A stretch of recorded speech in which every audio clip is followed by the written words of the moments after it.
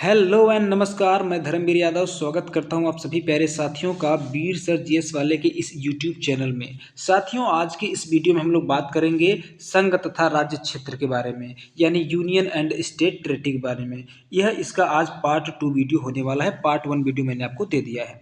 साथियों, भारतीय संविधान के अंतर्गत जो हम लोग अध्ययन कर रहे हैं, आज ये 7वां वीडियो होने वाला है। तो इस 7वें वीडियो में हम लोग बात करने वाले हैं किसकी? तो बात करने वाले संघ तथा राज्य क्षेत्र की, जिसको हम लोग यूनियन एंड स्टेट टेरिटरी भी कहते हैं। इसको अगर आपसे पूछे कि संविधान के किस पार्ट में मेंशन किया गया, किस भाग में मेंशन किया गया है, तो भाग 1 में। पूछे किन अनुच्छेदों में मेंशन किया गया है, तो अनुच्छेद 1 से लेकर 4 तक में क्या है? संघ तथा राज्य क्षेत्रों का उल्लेख किया गया है। साथियों, सबसे महत्वपूर्ण बात कि इस वीडियो में हम लोग थियोरी के साथ साथ एमसीक्यूज को भी देखेंगे, यानी कुछ ऐसे पीवाईक्यू और एमसीक्यूज को मैंने शामिल किए हैं जो बार बार आपसे एग्जाम्स में पूछे जाते हैं। तो बिल्कुल वीडियो को मिस मत करिएगा, पूरा ज़रूर देखिएगा ताकि आपको चीज़ें बड़ी अच्छी तरीके से क्लियर और कंफर्म हो जाए। बहुत ही व्यवस्थित तरीके से हम लोग अध्ययन कर रहे हैं। साथियों, देखिए, इसके पहले हमने आपको 6 वीडियो दे दिया है। कितना वीडियो? इसके पहले हमने आपको 6 वीडियो दिया है। अगर आपने उन 6 वीडियो को अभी तक भी नहीं देखा है तो उन सभी वीडियो का लिंक मैंने इस वीडियो के डिस्क्रिप्शन बॉक्स में दिया है। आप वहां से भी उन सभी वीडियो को देख सकते हैं साथियों, ठीक है? क्योंकि क्रमबद्ध तरीके से अगर आप अध्ययन करेंगे तभी मजा आने वाला है। उन 6 वीडियो में मैंने बात किया किसका किसका किया साथियों? तो पहले वीडियो में हमने बात कर लिया है भारत के संवैधानिक विकास की। दूसरे वीडियो में हमने बात कर लिया है संविधान सभा की। तीसरे वीडियो में बात कर लिया अंतरिम सरकार और स्वतंत्र भारत के पहले मंत्रिमंडल की। फिर उसके बाद चौथी वीडियो में हमने बात कर लिया संविधान के स्रोत की, ठीक है? फिर 5वें वीडियो में हमने बात कर लिया प्रस्तावना की। 6वें वीडियो में बात कर लिया संघ तथा राज्य क्षेत्र के पार्ट 1 की। और इस 7वें वीडियो में बात करने वाले हैं पार्ट 2 की। तो साथियों, जो पार्ट 1 था उसमें हमने क्या क्या पढ़ा था उसको जान लेते हैं। तो सबसे पहले हमने पढ़ा था अनुच्छेद 1 के बारे में, जिसमें मैंने बताया था कि भारत अर्थात इंडिया क्या होता है? राज्यों का संघ होता है और एक ही देश के लिए 2 नामों का प्रयोग किया जाता है, इंडिया और भारत, ठीक है? इसको अच्छे समझे थे हम लोग। फिर उसके बाद अनुच्छेद 2 और अनुच्छेद 3 को समझे थे। 2 में मैंने बताया था कि राज्यों के गठन का उल्लेख किया गया है और अनुच्छेद 3 में जो है कि राज्यों के पुनर्गठन का उल्लेख किया गया है। तो गठन और पुनर्गठन क्या होता है, सबके बारे में अच्छे से हमने आपको बताया था। फिर बात करते हैं अनुच्छेद 2 और अनुच्छेद 3 के लिए जो प्रक्रिया अपनाई जाती है, उस प्रक्रिया के बारे में बात करते हैं। तो बड़े अच्छे तरीके से बताते हैं हम आपको कि 2 और 3 के लिए कोई भी प्रस्ताव लाने से पहले राष्ट्रपति की अनुमति बड़ी ज़रूरी होती है। उसके बाद ही आप क्या कर सकते हैं? प्रस्ताव को संसद के किसी भी सदन में पेश कर सकते हैं। फिर बात किए थे अनुच्छेद 4 की, ठीक है? अनुच्छेद 4 के बारे में मैंने आपको बताया था कि अनुच्छेद 2 और अनुच्छेद 3 में जो कुछ भी संशोधन होता है वह अनुच्छेद 368 का संविधान संशोधन नहीं माना जाता। इस सारी चीज़ों को मैंने देख लिया था। अच्छा साथियों, उस वीडियो में भी मैंने बताया था और इस वीडियो में भी मैं आपसे आग्रह करता हूं कि अगर आप पहली बार चैनल पर जुड़े हैं तो चैनल को ज़रूर से ज़रूर सब्सक्राइब कर ले। चैनल का नाम है वीर सर जीएस वाले। और हाँ, वीडियो अगर आपको अच्छा लगता है तो वीडियो को लाइक ज़रूर करना, सब्सक्राइब करना, साथ ही साथ अपने साथियों में शेयर करना। साथियों, हम लोग जो है कि एकदम क्रमबद्ध तरीके से अध्ययन करते हुए चले जा रहे हैं। आज ये 7वां वीडियो है। आप लोग अगर आप लोग 6 वीडियो को नहीं देखे पिछले, तो सभी का लिंक इसी वीडियो के डिस्क्रिप्शन बॉक्स में मैंने दिया, वहाँ से देख लीजिएगा। फिर साथियों, उसके बाद हम लोगों ने बात किया था राज्यों के ऐतिहासिक गठन की, कि जब भारत का संविधान बना था तो भारत में कितने प्रकार के राज्य थे। तो साथियों, मैंने बताया था कि उस समय भारत में जो है कि 4 श्रेणियां थी राज्यों की। कितनी श्रेणियां थी? कितनी? 4। भाग क, भाग ख, भाग ग और भाग घ, ये 4 राज्य थी। और बाद में क्या होता है, इन चारों राज्यों को समाप्त करके 14 राज्य और 6 केंद्र शासित प्रदेश बना दिए जाते हैं, ठीक? अब ये जो चारों श्रेणियां थी, चारों श्रेणियों में कौन कौन से राज्य आते हैं, इनके बारे में भी हमने क्या किया था? डिस्कस कर लिया था साथियों उसी समय, ठीक? फिर उसके बाद जो है कि हमने किस पे बात किया था? एक चित्र मैंने लगाया था जिसमें मैंने बताया था कि जितने भी पिंक कलर से हैं वे सभी क्या है? रियासतें हैं, जिसको हम लोग देसी रियासतें कहते थे या रजवाड़े कहते थे, ठीक है? और इनकी संख्या कितनी थी साथियों भारत में? उसमें 565 थी। और साथ जो येलो कलर से, जो पीला कलर से जो भी क्षेत्र आपको दिख रहा है, वो ब्रिटिश इंडिया हुआ करता था, ब्रिटिश प्रांत हुआ करता था, ठीक है? इन सारी चीज़ों के बारे में मैंने आपको बता दिया है। फिर मैंने आपको बताया कि जब भारत आज़ाद हो गया, राज्यों की 4 कैटेगरी भी लागू कर दिया गया, 4 कैटेगरी बना दिया गया। लेकिन साथ ही होता क्या है कि जब हमारा भारत आज़ाद नहीं हुआ था, उसी के पहले से भी क्या हो रहा था? भाषा के आधार पे, किस आधार पे? भाषा के आधार पे राज्यों की मांग हो रही थी। और आज़ादी के बाद क्या होता है? भाषा के आधार पर राज्यों की मांग काफ़ी तेज हो जाती है, खासकर से दक्षिण भारत में। ये सारी चीज़ें मैंने आपको बता दिया पहले वीडियो में, जरूर देख लीजिएगा, तभी ये वीडियो समझ में आएगा आपको अच्छे से। फिर मैंने बताया कि भाषा के आधार पर राज्य के पुनर्गठन पर विचार के लिए डॉक्टर राजेंद्र प्रसाद ने एस के धर की अध्यक्षता में क्या बना दिया, एस के धर आयोग का गठन किया। और जब एस के धर आयोग का गठन होता है साथियों, तो एस के धर आयोग क्या करता है, अपने रिपोर्ट में भाषा के आधार पर राज्यों के गठन की मांग को क्या कर दिया, अस्वीकार कर दिया। जब एस के धर आयोग ऐसा करता है तो आंदोलन क्या होता है, और भी तेज हो जाता है, क्योंकि एस के धर आयोग ने कहा भाई भाषा के आधार पर तो गठित नहीं किया जाना चाहिए, तो आंदोलन और ज़्यादा बढ़ जाता है। फिर जब बढ़ जाता है तो इसके धर समिति की समीक्षा के लिए एक और समिति बनाई जाती है, जिसको हम लोग कहते हैं जेबीपी समिति। क्या कहते हैं साथियों, जेबीपी समिति। और जेबीपी समिति में क्या थे, इसमें भी 3 सदस्य थे। कौन कौन, जवाहरलाल नेहरू, जे का मतलब जवाहरलाल नेहरू, बी का मतलब वल्लभ भाई पटेल, पी का मतलब पट्टाभी सीतारमैया। तो जेबीपी समिति के बारे में भी हमने अच्छे से देखा था, और मैंने बताया था कि पोट्टी श्रीरामुलु नामक एक व्यक्ति थे जो तेलुगु भाषा के आधार पर आंध्र प्रदेश को एक अलग राज्य बनाना चाहते थे भाषा के आधार पर, और उसके लिए आमरण अनशन पे बैठते हैं। और 56 दिनों की आमरण अनशन के बाद 15 दिसंबर 1952 को क्या हो जाता है, पोट्टी श्रीरामुलु की मृत्यु हो जाती है, जिसकी वजह से आंध्र प्रदेश में क्या होता है, बहुत बड़े रूप में हिंसक आंदोलन शुरू हो जाता है। ठीक, उसके बाद नेहरू विवश हो जाते हैं और तेलुगु भाषियों के लिए एक अलग राज्य आंध्र प्रदेश की घोषणा कर देते हैं। और जब ऐसा घोषणा करते हैं तो 1 अक्टूबर 1953 को क्या कर दिया जाता है, आंध्र प्रदेश नामक राज्य का गठन कर दिया गया। और भाषा के आधार पर गठित होने वाला भारत का पहला राज्य कौन बन जाता है, आंध्र प्रदेश बन जाता है। और यह किस भाषा के बेस पे बना था साथियों, तो तेलुगु भाषा के बेस पे। किस भाषा के बेस पे, तेलुगु भाषा के आधार पे। अब सोचिए, अगर आप देश में किसी एक राज्य को भाषा के आधार पर बनाएंगे तो क्या भारत के अन्य क्षेत्रों से भाषा के आधार पर राज्यों के गठन की मांग नहीं उठेगी? जाहिर सी बात है उठेगी। तो भारत के कोने कोने से, भारत के हर एक राज्य से यह आवाज़ बुलंद होने लगी कि भैया हमको भी भाषा के आधार पर राज्य चाहिए। तो इसके लिए दिसंबर 1953 में, कब, दिसंबर 1953 में फजल अली की अध्यक्षता में, किसके, फजल अली की अध्यक्षता में राज्य पुनर्गठन आयोग 1953 गठित किया जाता है। क्या, राज्य पुनर्गठन आयोग। ठीक है, किसकी अध्यक्षता में, फजल अली। तो आइए फजल अली के बारे में जानते हैं। देखिए फजल अली आयोग के बारे में भी मैंने आपको बता दिया था, ये भी मैंने बताया था कि इसमें कुल कितने सदस्य थे, 3 सदस्य थे, फजल अली, पंडित हृदयनाथ कुंजरू और के एम पणिक्कर। ठीक है, और फजल अली आयोग ने क्या किया था साथियों, भाषाई आधार पे और सांस्कृतिक एकता के आधार पे राज्य के पुनर्गठन की मांग को स्वीकार कर लिया था, जिसके माध्यम से क्या होता है, राज्य पुनर्गठन अधिनियम 1956 लाया जाता है, जिसके माध्यम से फजल अली आयोग की सिफारिश को लागू करवाने के लिए 7वां संविधान संशोधन 1956 लाया गया और राज्यों की श्रेणियों को क्या कर दिया गया, समाप्त कर दिया गया। और राज्यों की श्रेणियों को समाप्त करके जो है कि कितने राज्य बनाए गए भाई, कितने राज्य बनाए गए, तो 14 राज्य और 6 केंद्र शासित प्रदेश बनाए गए। यहाँ तक हम लोगों ने बड़ी अच्छी तरीके से पढ़ लिया था, बहुत अच्छे तरीके से समझ लिया था।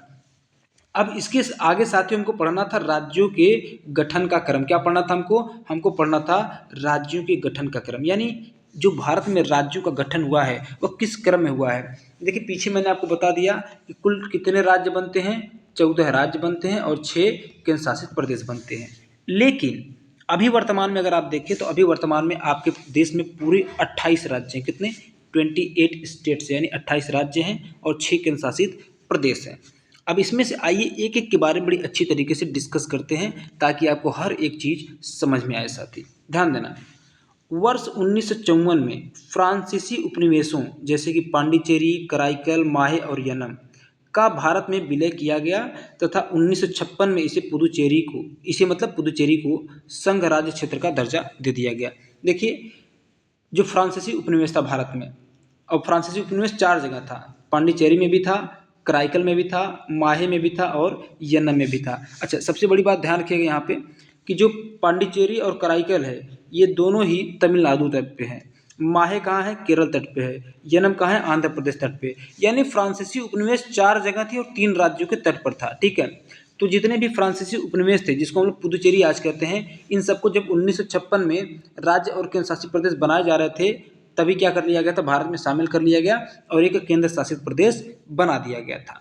सबसे बड़ी बात यहाँ आपसे पूछा जाता है कि जो फ्रांसीसी उपनिवेश भारत में मिले थे तो क्या, या आपसे पूछता है कि किस प्रकार से मिले थे, क्या इनको मिलिट्री के माध्यम यानी कि सेना के माध्यम से मिलाया गया था, तो नहीं साथियों। फ्रांसीसी उपनिवेश जो है इसका भारत में विलय कैसे हुआ था, आपसी समझौते के परिणाम स्वरूप हुआ था, आपसी समझौते के परिणाम स्वरूप हुआ था साथियों। ठीक है, आगे ध्यान देना, इतनी बातें हो गई। फिर आपको पता है गोवा, दमन और दीव, क्या 18 दिसंबर 1961 को गोवा, दमन व दीव को सैनिक कार्रवाई द्वारा पुर्तगालियों के कब्जे से मुक्त करवा करके संघ राज्य क्षेत्र का दर्जा दिया गया। अब 61 की बात है, यानी यह क्या हो जाता है, 7वां केंद्र शासित प्रदेश बन जाता है। ठीक है, गोवा, दमन, दीव को क्या कर दिया जाता है, पुर्तगालियों से मुक्त करवाया जाता है। देखिए, भारत आज़ाद 1947 में ही हो गया था, लेकिन पुर्तगालियों यानी यूरोपियों का हमारे देश पे कब्जा 1961 तक बना रहा। तो गोवा, दमन और दीव को सैनिक कार्रवाई द्वारा क्या करवा लिया जाता है, मुक्त करवा लिया जाता है और इसको संघ राज्य क्षेत्र यानी कि केंद्र शासित प्रदेश का दर्जा दे दिया जाता है। तो टोटल कितने केंद्र शासित प्रदेश हो गए, 7 हो गए। फिर क्या कहता है आपसे कि 1 मई 1960 को बम्बई राज्य का विभाजन करके गुजरात राज्य और साथ साथ महाराष्ट्र राज्य का गठन किया गया। और गुजरात राज्य जो बनाया गया किस भाषा के आधार पर बनाया गया था, तो वह गुजराती भाषा। महाराष्ट्र किस भाषा के आधार पर बनाया गया, मराठी भाषा। बात समझ गया ना। तो यहाँ पर भी क्या होता है, भाषा के आधार पर 2 राज्यों का गठन कर दिया जाता है। तो एक ही राज्य से 2 राज्य बनाए गए, यानी कि एक राज्य एक्स्ट्रा बढ़ गया। यानी इस समय अब कितने हो गए, 15 राज्य, 7 केंद्र शासित प्रदेश हो गए। फिर 1 दिसंबर 1963 को असम को काट करके क्या बनाया गया, नागालैंड राज्य बनाया गया। 16 राज्य हो गए। ठीक है, कितने हो गए, 16 राज्य हो गए।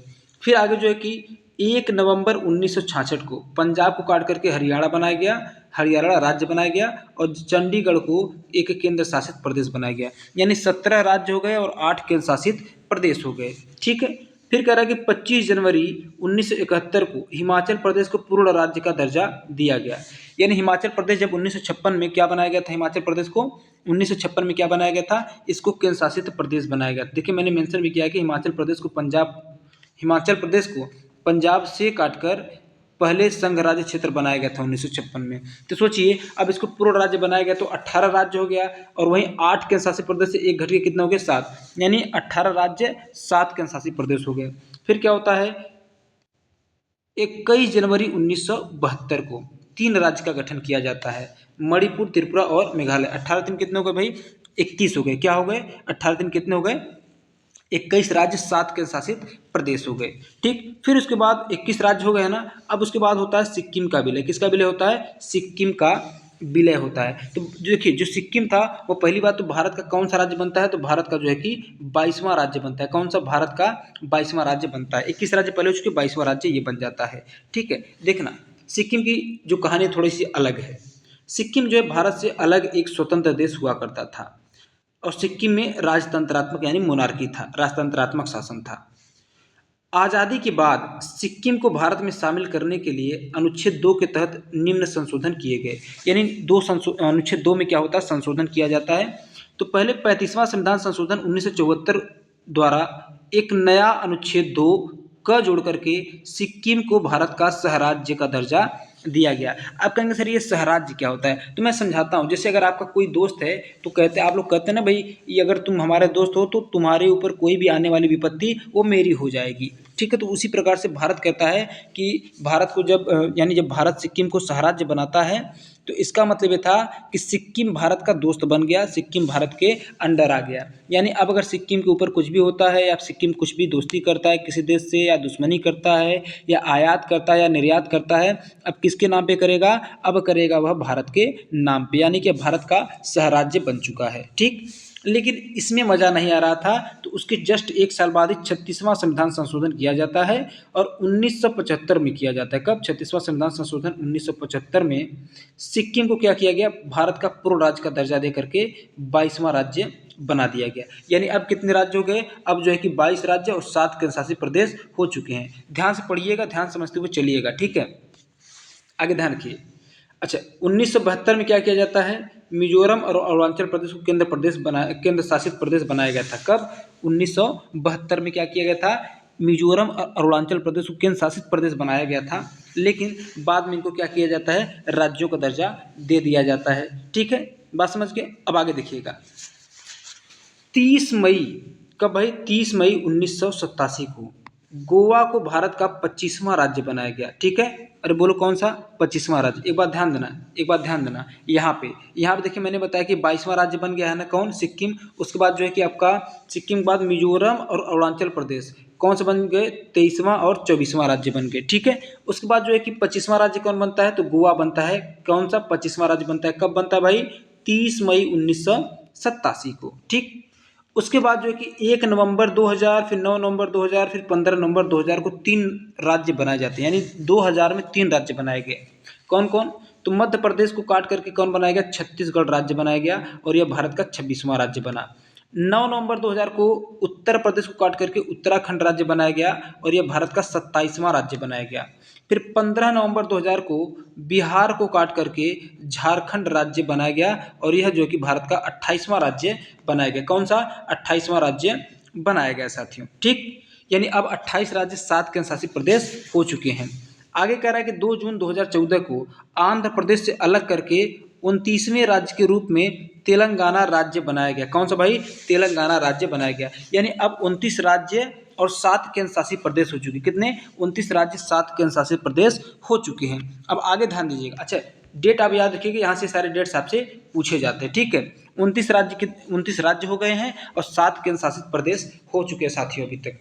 लेकिन 6 अगस्त 2019 को केंद्र सरकार द्वारा जम्मू एंड कश्मीर राज्य पुनर्गठन अधिनियम 2019 द्वारा जम्मू कश्मीर को 2 केंद्र शासित प्रदेशों जम्मू कश्मीर और लद्दाख में बांट दिया गया। अब सोचिए 29 राज्य था जिसमें से एक जम्मू कश्मीर हुआ करता था। अब जम्मू कश्मीर को हटा दीजिए तो राज्य कितने बचे? राज्य बच गए 28। कितने बच गए? 28। अब उसी राज्य को काट करके 2 केंद्र शासित प्रदेश बना दिए गए, तो 7 में 2 जोड़ेंगे कितने हो जाएंगे? 9, यानी 28 राज्य और 9 केंद्र शासित प्रदेश हो जाते हैं। ठीक है, तो 2019 में जम्मू कश्मीर को काट करके 2 केंद्र शासित प्रदेश बनाए जाते हैं, जम्मू कश्मीर और लद्दाख। अब आपके पास 28 राज्य 9 केंद्र शासित प्रदेश हो चुके हैं। लेकिन साथियों 26 जनवरी 2020 को 2 केंद्र शासित प्रदेशों दमन दीव और दादरा नगर हवेली को मिला करके एक कर दिया गया, एक केंद्र शासित प्रदेश बना दिया गया। तो भाई अगर 2 को मिला करके एक बनाएंगे तो एक कम हो जाएगा, तो अब कितने हो जाएंगे? 28 राज्य और 8 केंद्र शासित प्रदेश हो जाएंगे। कितने? 28 राज्य और 8 केंद्र शासित प्रदेश हो जाएंगे। तो यानी कि इसका मतलब ये है साथियों कि आपके पास अगर वर्तमान में देखा जाए तो वर्तमान में राज्यों की संख्या कितनी है? 28 है और केंद्र शासित प्रदेशों की संख्या कितनी है? 8 है। राज्यों की संख्या कितनी भाई? 28 है और केंद्र शासित प्रदेशों की संख्या कितनी है? 8 है। देखिए यहाँ पे मैंने सब कुछ आपको मेंशन कर दिया। 8 केंद्र शासित प्रदेश और 28 क्या है? राज्य है मेरे प्यारे साथियों। ठीक है, तो आई होप इतनी बातें आपको समझ में आई होंगी। ठीक है, आई है ना सब कुछ समझ में? ठीक, अब आगे बढ़ते हैं प्यारे साथियों, आगे बढ़ते हैं। यहाँ पे आपको एक चित्र दिखाया गया, मानचित्र दिखाया गया। ठीक है, जो आपका जम्मू कश्मीर राज्य हुआ करता था ना, पूरा जम्मू कश्मीर राज्य का क्षेत्र यहाँ पे आपको दिखाई दे रहा है। लेकिन कहेंगे सर यहाँ पे तो येल्लो वाला थोड़ा सा क्षेत्र यहाँ पे दिखाया गया है, फिर यहाँ पे थोड़ा आसमानी क्षेत्र दिखाया गया है। तो हाँ साथियों, ये जो पूरा आपका मानचित्र है ये किसका मानचित्र है? कश्मीर का था। लेकिन कश्मीर को काट करके 2 केंद्र शासित प्रदेश बना दिए गए। ये वाला क्षेत्र जो है जम्मू कश्मीर हो गया, जम्मू कश्मीर केंद्र शासित प्रदेश, और बाकी ये वाला जो आपको एरिया दिख रहा है यहाँ से पूरा ये वाला, ठीक है, ये जो है यह लद्दाख केंद्र शासित प्रदेश है। क्या है? लद्दाख केंद्र शासित प्रदेश है। ठीक है, तो इस प्रकार से अगर आपको देखा जाए तो आपके पास कुल कितने राज्य हैं भाई? तो आपके पास कुल जो है कि 28 राज्य। कितने हैं? 28 राज्य हैं। और आपके पास केंद्र शासित प्रदेश कितने हैं? तो 8 केंद्र शासित प्रदेश है। और किस प्रकार से ये राज्य बढ़े हैं, किस प्रकार से घटे हैं, इन सब के बारे में हमने आपसे चर्चा कर लिया मेरे प्यारे साथियों। अरे बोलो इतनी बात समझ में आ गई है ना? अरे बोलो इतनी बात समझ में आ गई ना प्यारे साथियों?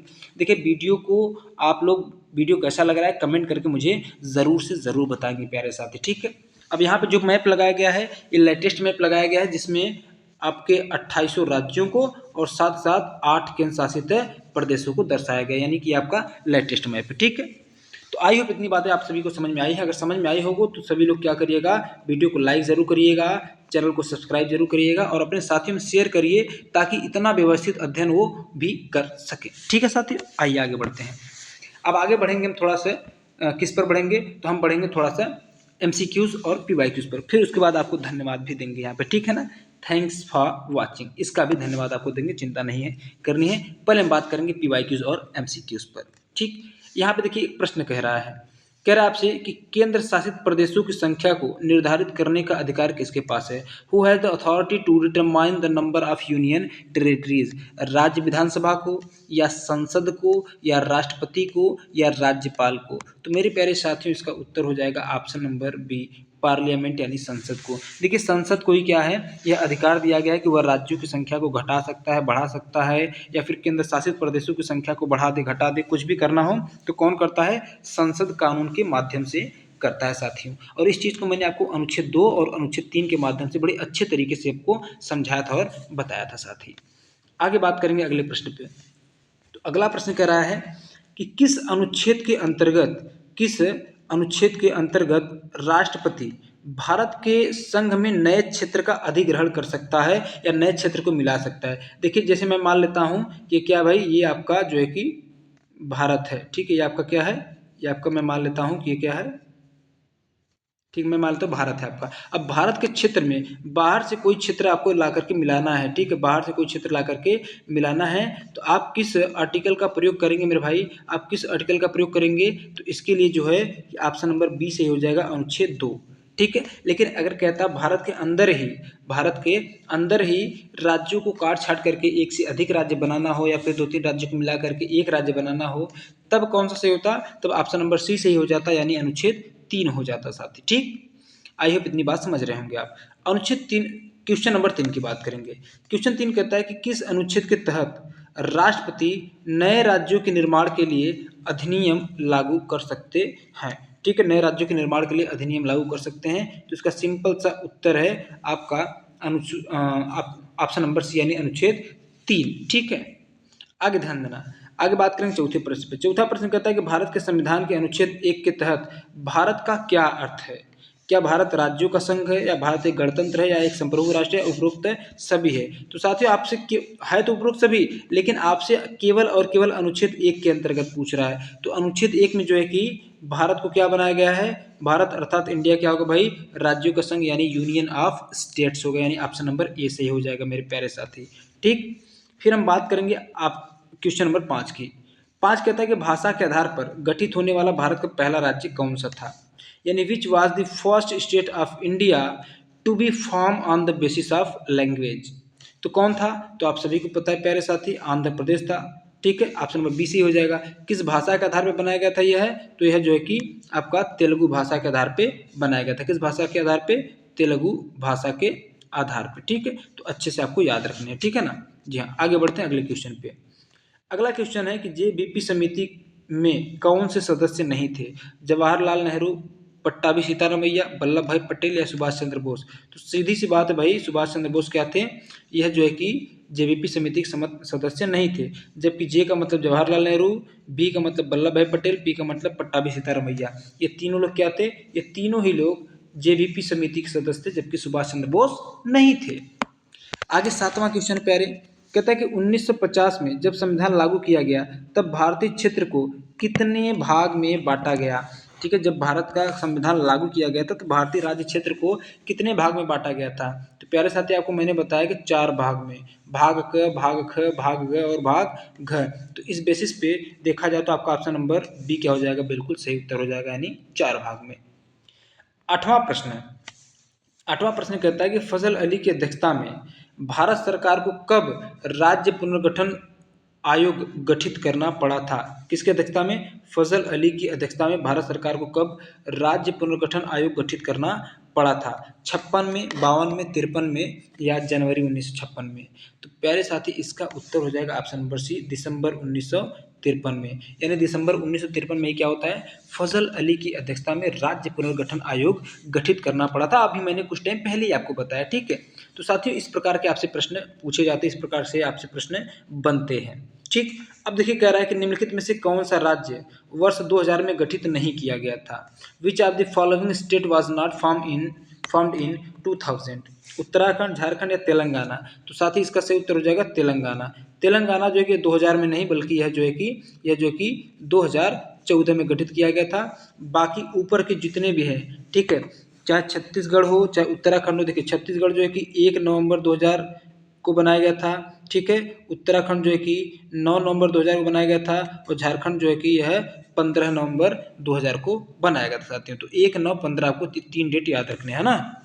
जी हाँ, आगे 10वें प्रश्न की बात करें। 10वां प्रश्न कहता है कि सिक्किम भारत का कौन सा राज्य बना। तो सिक्किम भारत का जो है कि साथी 22वां राज्य बना था। कौन सा, अरे बोलो कौन सा, 22वां राज्य बना था। फिर अगर हम बात करें अगले प्रश्न पे, अगला प्रश्न कहता है कि पुदुचेरी को फ्रांसीसियों के कब्जे से कब मुक्त करवाया गया, यानी when was Puducherry freed from French occupation. तो साथी अरे बोलो कब करवाया गया, तो 1954 में, 1954 में। और अभी इसको कुछ टाइम पहले ही मैंने आपको बताया था। आगे 12वां प्रश्न है कि गोवा को पुर्तगालियों से कैसे मुक्त करवाया गया, गोवा को पुर्तगालियों से कैसे मुक्त करवाया गया था, बातचीत के द्वारा या सैनिक कार्रवाई के द्वारा या वे स्वतः छोड़कर चले गए या इनमें से कोई नहीं। तो साथ ही इसका हो जाएगा ऑप्शन नंबर बी, सैनिक कार्रवाई द्वारा यानी बाई मिलिट्री एक्शन। ठीक है, गोवा से जो पुर्तगाली थे नहीं जा रहे थे तो क्या किया गया, मिलिट्री एक्शन का प्रयोग किया गया था साथी।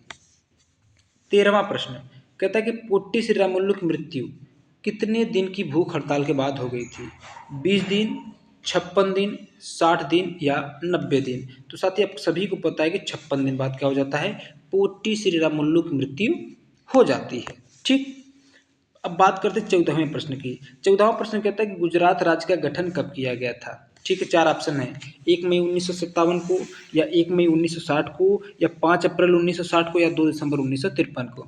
तो साथ ही आपको पता है गुजरात जो है कि गुजराती भाषा के आधार पर बनाया गया था 1 मई 1960 को। कब, यानी ऑप्शन नंबर क्या हो जाएगा, ऑप्शन नंबर बी हो जाएगा। देखिए एक राज्य हुआ करता था बम्बई, क्या हुआ करता था, बम्बई, यह बम्बई नगरिया तू देख बबुआ। हाँ ठीक है, तो ये जो बम्बई राज्य हुआ करता था, बम्बई को काट के 2 राज्य बनाया गया, एक बनाया गया गुजरात और दूसरा बना दिया गया क्या, दूसरा बना दिया गया महाराष्ट्र। क्या बना दिया गया, दूसरा महाराष्ट्र बना दिया गया प्यारे साथी। ठीक है ना, क्या बना दिया गया, महाराष्ट्र। ठीक है, आगे बात करते हैं एक अन्य प्रश्न पे और इसके बाद क्या हो जाएगा, आपका खत्म हो जाएगा। ठीक है, कहता है कि दिए गए राज्यों को उनकी स्थापना के आधार पर सर्वप्रथम से अंतिम के क्रम में व्यवस्थित कीजिए। पहले झारखंड, मिजोरम, नागालैंड, तेलंगाना। अरे ये तो एकदम बिल्कुल क्रम से ही है भाई, ABCD। कहीं ABCD दिख रहा है क्या आपको, नहीं दिख रहा है, ऑप्शन नहीं दिख रहा है। झारखंड 2000 में बनाया गया था, मिजोरम, अच्छा मिजोरम से पहले ही बनाया गया था। ठीक है, मिजोरम BCAD होना चाहिए, नहीं नहीं नहीं नहीं, BCAD तो नहीं होगा, क्या हो जाएगा भाई, डी तो लास्ट में एकदम होना ही है। ठीक है, डी कहाँ है, CBAD होगा, क्या हो जाएगा, CBAD। कहेंगे सर अगर नहीं पता तो फिर कैसे होगा, तो मैं आपको बता दूं। देखिए तेलंगाना जो बना था 2014 में बना था और बाकी जो अन्य राज्य हैं तेलंगाना से पहले ही बना था, यानी कि तेलंगाना क्या रहेगा, एकदम अंतिम में रहेगा। और अन्य किसी भी ऑप्शन में आपको डी देखने को नहीं मिल रहे हैं, तो आप केवल ऑप्शन नंबर सी में दिख रहा है, तो आप ऑप्शन नंबर सी क्या कर सकते हैं, आसानी के साथ टिक कर सकते हैं। हालांकि मैं आपको बता देता हूं कि इसका जो है कि सी ही सही होने वाला है, यानी ऑप्शन नंबर 3 ही क्या होने वाला है, सही होने वाला। ठीक है, ये जो नागालैंड बनाया गया था 72 में बनाया गया था, मिजोरम जो है 87 में बनाया गया था, झारखंड 2000 में बनाया गया और तेलंगाना जो है कि 2014 में बनाया गया था। ठीक है, एक अंतिम प्रश्न यहाँ पर है कि उस राज्य का नाम बताइए जिससे काट करके झारखंड राज्य बनाया गया था। तो वह राज्य कौन है भाई, आंध्र प्रदेश, मध्य प्रदेश, बिहार या छत्तीसगढ़।